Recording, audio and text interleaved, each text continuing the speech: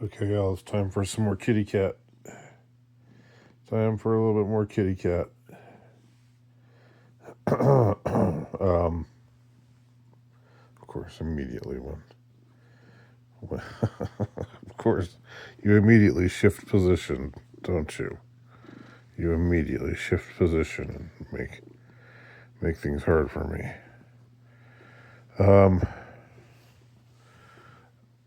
I saw the movie Scary Movie, the the one, the movie from 2000, the year 2000. Screw. Kitty cat's not sitting still, so y'all are just gonna have to look at the fan instead. I saw the movie Scary Movie from the year 2000, and I think this was brought to mind for me because the Wayans the Wayans boys, the ones who were involved in the making of Scary Movie, talked about how they were going to bring back the franchise and how it was going to just destroy woke forever. That was there's some quote about that. You can look it up. And so I heard that, and I mean, I liked the sound of it, and then I had the opportunity just to watch the original Scary Movie, which I haven't seen since it came out. I never felt much of a desire to see it since it came out. And yeah, now I am not a fan of gross out humor. So that's the one thing that, I don't quite, the one aspect of the humor that I don't really gravitate towards. But the, the, absurdist humor, the, politically incorrect stuff, the stuff, references to race, in a politically incorrect way, or gender, racial jokes, gay jokes, jokes about girls being bimbos and stuff like that.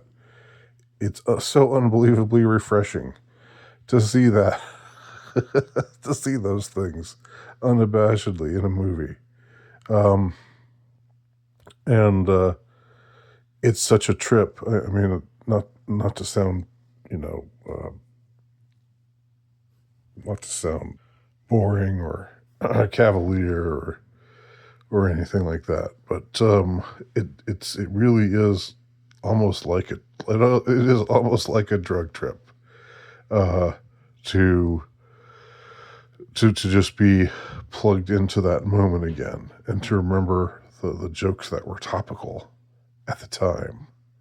Um, the references that were topical at that time.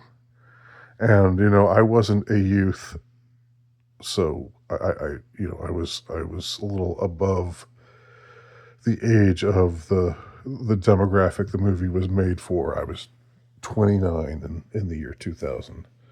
But just like seeing things like references to the "Was Up" commercials. Most of you probably don't know what the hell I'm talking about. That's I guess part of my point. Like to like it's sort of a boring thing to say, I know, but it is wild to just realize, to watch something 20 that's topical, that makes references to topical things. A lot of the humor is topical, you know. It's references to movies that were out at around at that same time.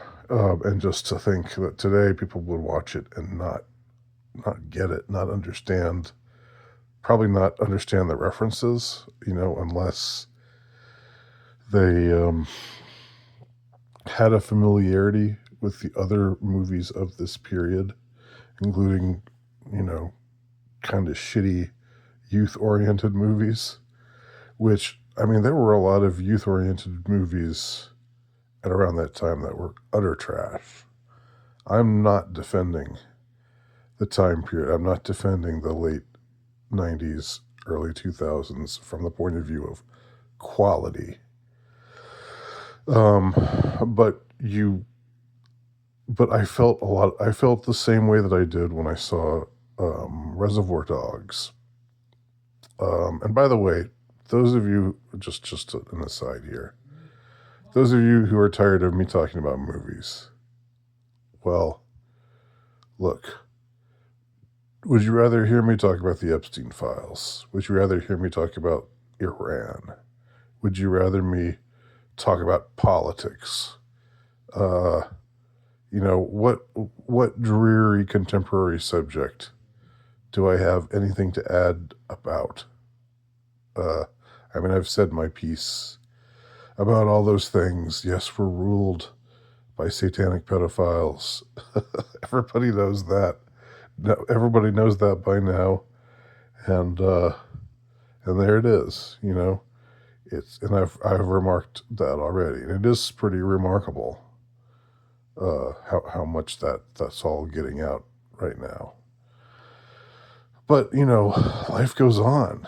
You know,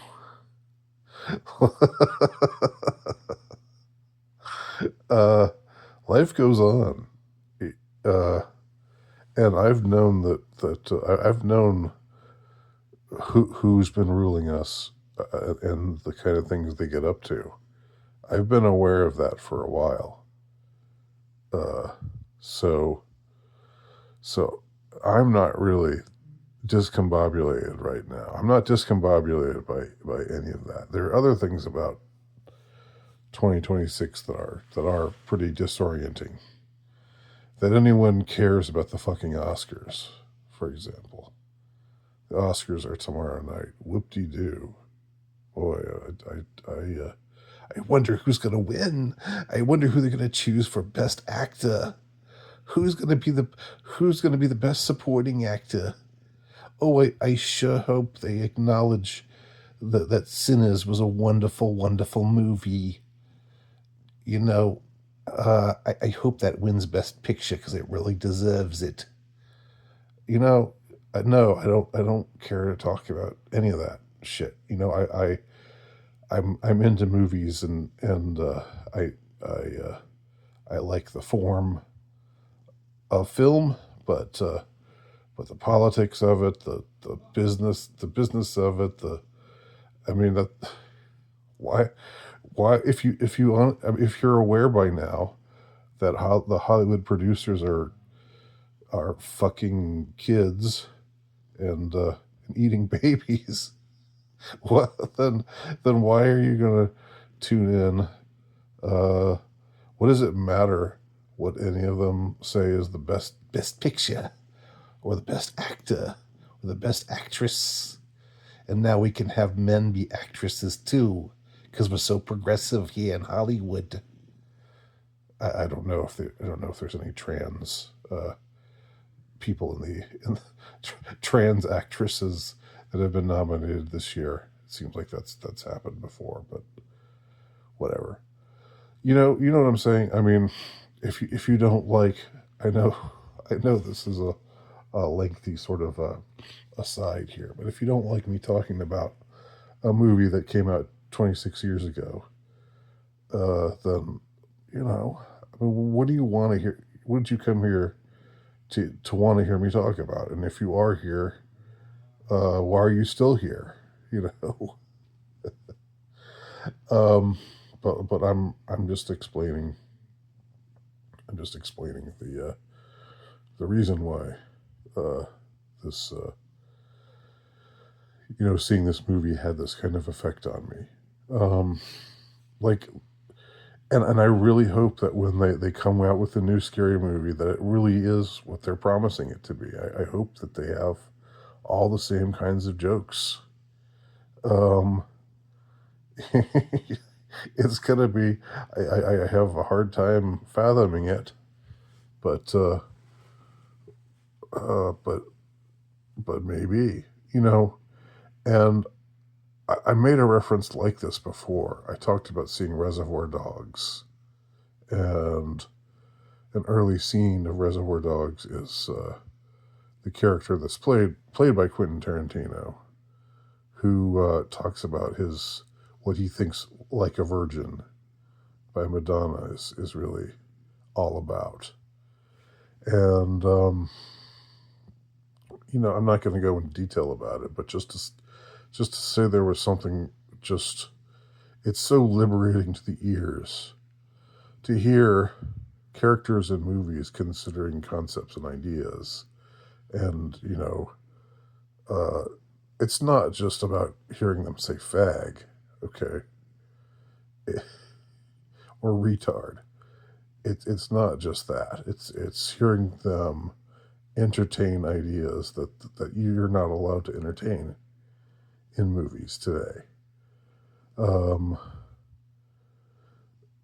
but that's um, when I rewatch that scene with Tarantino and his character talking about what Like a Virgin is really all about. Um, you know, it gave me that feeling. It's that feeling of liberated ears, liberated consciousness. Um, we're able to say things that he was able to say what he said there. And what was that? That was in 91, I think. And then 9 years later, um, Scary Movie, they're allowed to make the kind of jokes that they made in that movie. And, you know, nobody gave a shit, really. Nobody cared.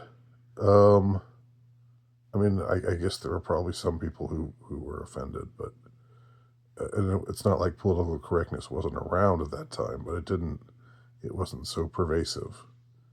Um, so, anyway, meanwhile, back at the cat. um, yeah, and they're if I may switch gears here for a second. This is already kind of a stream of consciousness video, so those of you who don't like that are probably already tuned out. Those of you who are actually my fans or my friends or whatever, um, or really along for the ride, you're still here. I've got to say, without getting into detail, that it's not easy. It's not easy to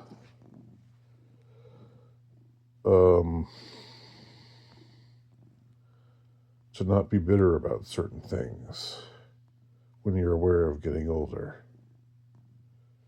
When you're aware of getting older and just like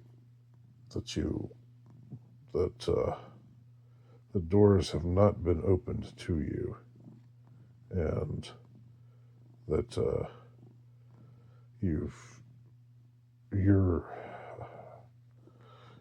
you've done a lot of things and failed.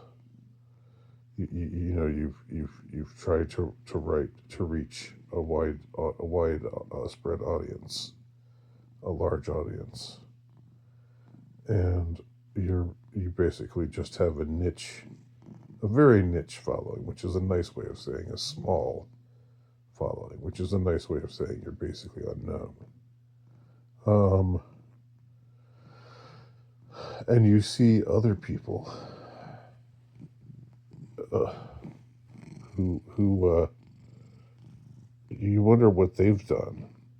What have other people who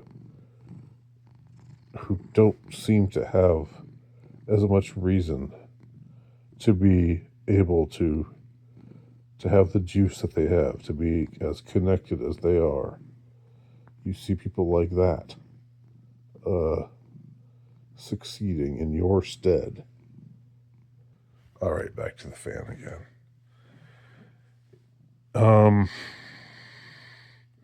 it's easy to just devolve into the crotchety, grumpy uh, old man shaking his fist at the world.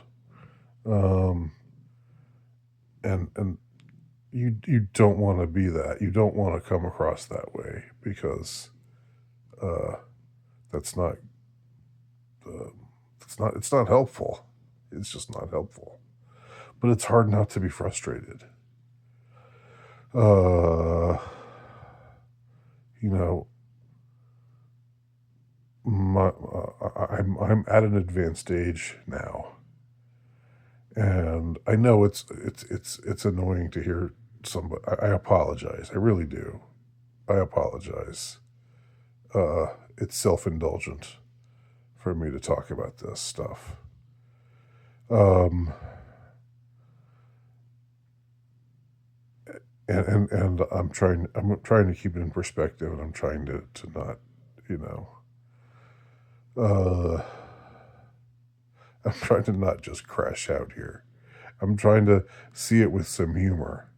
I mean, my sense of humor is like when you have a self-deprecating sense of humor. Part of the purpose of that is to take the sting out of uh, the sensation of having been shafted, of having been having not been given the kind of opportunity that you think you ought to have been given. Um, yeah. So, and I'm not soliciting anything, so please don't offer me any advice. Please don't. Please don't offer me advice below. Okay? Don't do that. Or your comment will be gone. I'll zap it.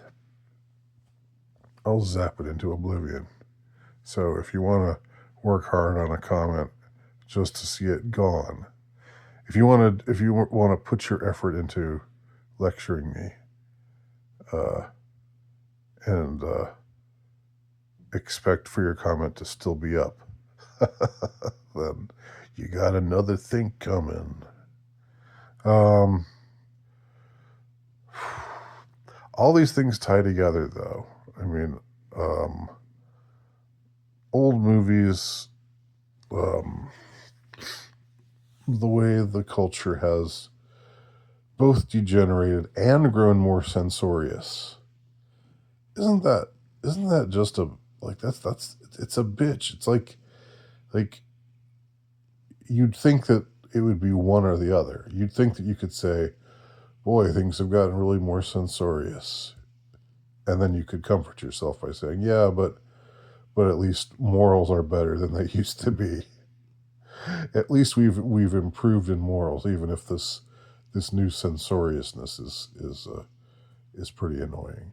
Or the other way around, you could say, uh, "Boy, morals and values of people are just, have just gone to crap." Uh, and it's even worse. I thought it was bad in 2000 when I saw Scary Movie at the age of 29 with my then wife and my and another couple, in at North Decatur Mall in Atlanta, Georgia. But you know, but if things have gotten worse, uh, but at least there's not censor. At least there aren't these hall monitor types lecturing us, wagging their fingers at us, telling us what we can and can't say, what we can and can't think, what's proper and what's improper to etiquette when it comes to addressing certain sensitive subjects like race, sex, sexual orientation, etc. You'd think it would be one way or the other, and you'd think that one would be morals would be out the window, but there would be no censoriousness, or censoriousness would be on the rise, but morals and values would at least be better. You know.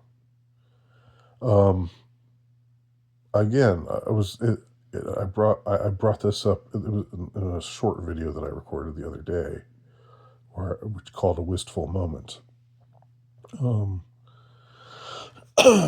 where you know what uh, I had like to be able to live in a time uh, where you're not surrounded by really shitty propaganda.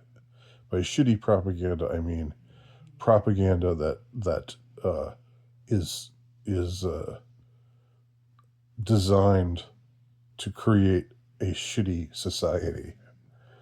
That's what I thought while I was walking through Barnes and Ignoble today. Um, and boy, yeah, you're right. This video is all over the place, but so be it. So be it. Um, yeah, just strolling through Barnes and Noble the other day. Just thinking most of these books are shit. I pick them up, and they're probably written by people uh, who are either child rapists and baby eaters, or who are down with child rapists and baby eaters, but who are preaching things to us through either through the fiction or the nonfiction that's put out today. Um, you know, I wouldn't mind walking through a bunch of propaganda if the propaganda was actually wholesome propaganda. I really wouldn't. I'd be okay with that. Even if it's trite, even if it's goofy. I remember when the thing we heard the most wasn't uh, wasn't anything about putting on how you should the proper way to put on a condom, or uh, the exaltedness of various sexual orientations besides the hetero normal one. Um, uh, were were just things, totally anodyne things. Were just things like don't drive drunk. Don't, if you've had a few too many drinks, stay off the road. Um, or contribute to Easter seals. You know, these were the things that corporations were. This was corporate virtue signaling at the time. Um, Charities for sick kids. I'm okay with that. If a corporation wants to, it doesn't really give a damn about sick kids, but wants to virtue signal uh, that they really care about sick kids, so they have uh, donate 30 cents of your McDonald's purchase to help sick kids. That's cool with me. Or for 30 cents for families of victims of drunk driving, family members, people who have lost family members to drunk drivers. That's complete. That's wholesome virtue signaling. I'm fine with that. That's not what we have today. That's not what corporate virtue signaling is anymore. So, yeah. Boy, how did I get to that from where I started? I guess I'll conclude by saying that in the year 2000, the year that Scary Movie came out, I mean, I'm not naive. Please don't be naive. most most people listening or watching this are probably younger than me and don't remember that time as well as I do. It was not like that was a great time, uh, culturally, morally, ethically, or otherwise. Things hadn't slid into the sewer quite as badly as they have by now. On the other hand, now you have much more of a concerted backlash against all of that nonsense. Back then there was no. I mean, back then, uh, if you react, you were sort of ostracizing yourself if you reacted to trashy uh, crap and bad propaganda in the culture. You didn't really have an audience. Today you have an audience. Um, you know, I never thought I'd see a day, for example, when young men uh, hated pornography. I mean, hated it, uh, viscerally hated it, and wanted to stamp it out, um, wanted to murder it. I never would have thought I'd see that day, but that's where we are. So, what's my point? You know,